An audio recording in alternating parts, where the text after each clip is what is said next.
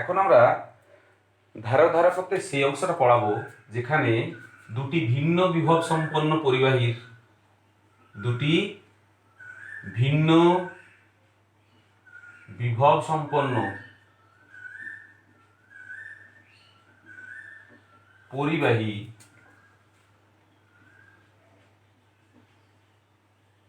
যুক্ত করলে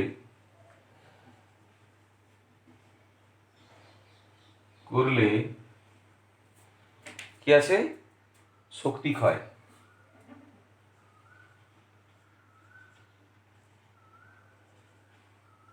শক্তি ক্ষয়। তাহলে আগের দিনের মতো আমরা দুটো পরিবাহী, সেটা গোলক নিতে পারি, যে কোনো নিতে পারি পরিবাহী, এরকম দুটো নিলাম। আমি গোলকও নিতে পারি, অন্য কিছুও নিতে পারি। এর আধান ছিল Q1 আর এর আধান Q2, এর বিভব V1, এর বিভব V2, এর বিভব C1 আর এর বিভব C2 তোমাদের জানা ছিল। এবারে আমরা এই পর্যন্ত পৌঁছেছিলাম যে এদেরকে যখন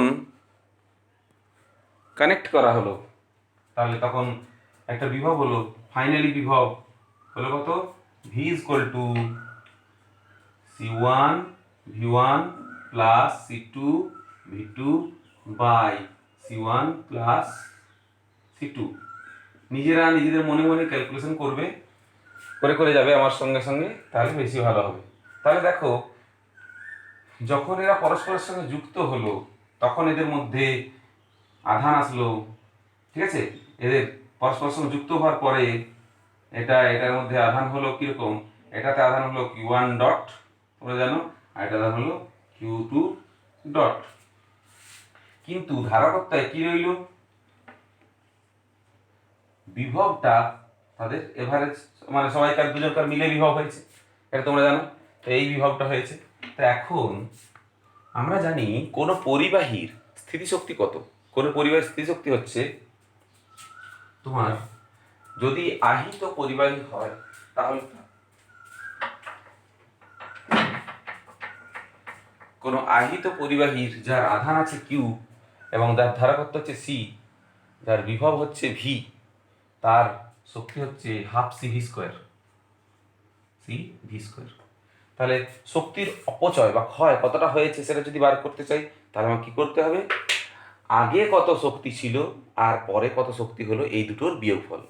আগে কত শক্তি ছিল আর পরে কত শক্তি হলো, এই দুটোর বিয়োগফল। ঠিক আছে? তাহলে দেখো, আমি বলবো শক্তির ক্ষয় সমান হচ্ছে প্রাথমিক শক্তি মাইনাস অন্তিম শক্তি। শক্তি ক্ষয় সমান initial energy minus final energy. আমি কিন্তু এইগুলো মুছে দেবো পরে, কারণ ক্যালকুলেশনের জন্য আমার বড় জায়গা দরকার হবে। তাহলে initial energy minus final energy, initial energy কত? Half C1 V1² plus half C2 V2² minus half C1 V²। দেখো, এটা ইনিশিয়াল এনার্জি হলো এটা। এবারে মুছে দিচ্ছি এগুলো, এবারে পুরো মুছে দিচ্ছি, তোমরা একবার দেখে নিলে।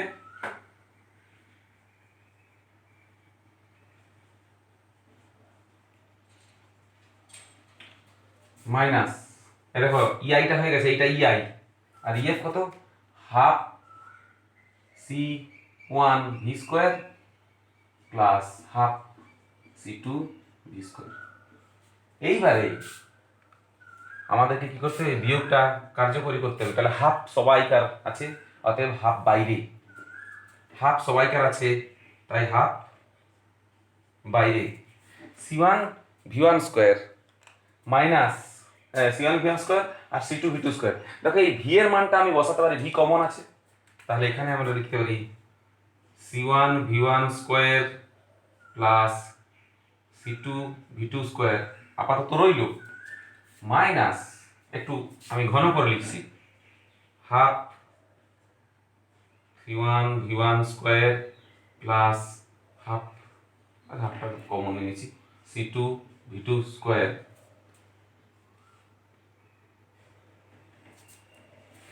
মাইনাস ভি স্কোয়ার কমন, তাহলে এখানে হাফটা বাইরে চলে গেছে, c1 প্লাস c2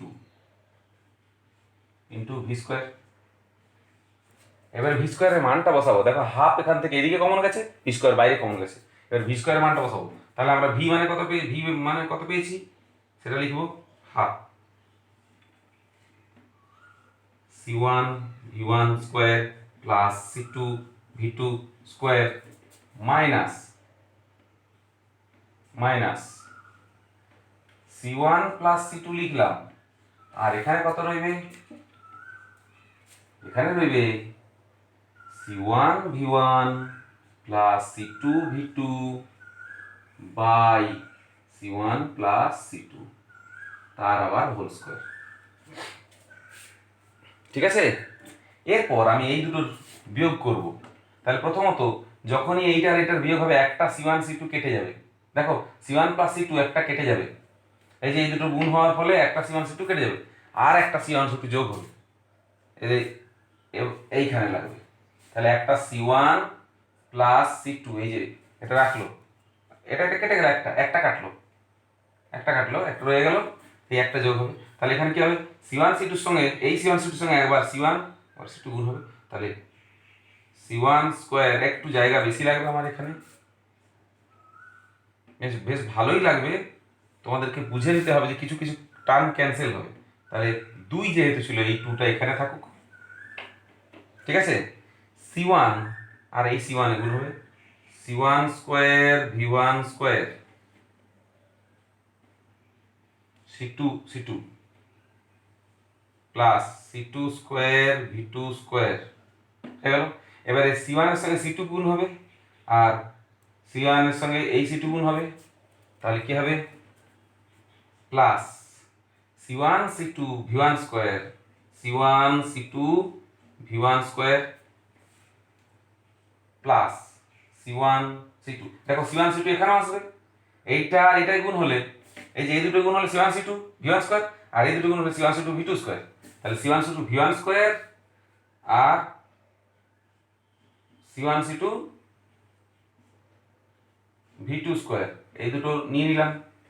এবার দেখো এইটা পুরো বর্গ আসবে, মাইনাস এটার বর্গটা কি, c1 square v1 square plus c2 square v2 square plus c1 c2 v1 v2, এই যে 2c1 c2 v1 v2 হবে তো, এই ব্র্যাকেটে রাখলাম। তাহলে দেখো আমি ক্যান্সেল করবো, এবারে কাটছি, এই একটা পার্ট যাবে, এই একটা পার্ট যাবে, কার সঙ্গে কে গেল বুঝতে পারছো, c1 v1 স্কোয়ার, ঠিক আছে, হবে এই একটার সঙ্গে এই একটা কাটবে, তাহলে রইল এখানে একটা টার্ম রইল, আর এইখানে দুটো টার্ম রইল, ঠিক আছে। তো এই টার্মেও c1 c2 আছে, এই টার্মেও c1 c2 আছে, আমি করলাম কি, c1 c2 কমন, দেখো প্রথমে 2 আছে মানে হাফ লিখতে পারি, c1 c2 কমন আছে, তাহলে উপরে c1 c2 কমন, আর নিচে তো c1 প্লাস c2 আছেই, উপরে c1 c2 কমন নেওয়ার ফলে কি রয়ে গেল, v1 square plus v2 square plus 2v1 v2, এখানে রইল v1 square plus v2 square plus 2v1 v2, এই রইল। তাহলে এটাকে ফাইনালি একটা ইকুয়েশন লেখা যায়, বুঝতেই পারছো কি লেখা যায়, একটু জায়গা নিলাম, এটা half c1 c2 by c1 plus c2, তো half c1 c2 by c1 plus c2, এখানে কত হবে, এখানে মাইনাস চিহ্ন ছিল, আমরা এখানে মাইনাস চিহ্ন নিয়ে প্লাস মাইনাস চিহ্ন ছিল, তাহলে কি v1 মাইনাস v2 তার হোল স্কয়ার লিখতে পারি, অথবা v2 মাইনাস v1 তার হোল স্কয়ার লিখতে পারি। তাহলে এখানে লিখব v1 মাইনাস v2 তার হোল স্কয়ার, যেটা ইচ্ছা লিখতে পারি, v1 মাইনাস v2 তার whole square, v2 minus v1 তার হোল স্কয়ার আমরা লিখতে পারি, বোঝা গেল। তাহলে আমাদের গণনাতে ফাইনালি যে দাঁড়ালো সেটা হলো হাফ সেটা হলো কত, half C1 C2 by C1 plus C2 V1 minus V2 তার হোল স্কোয়ার।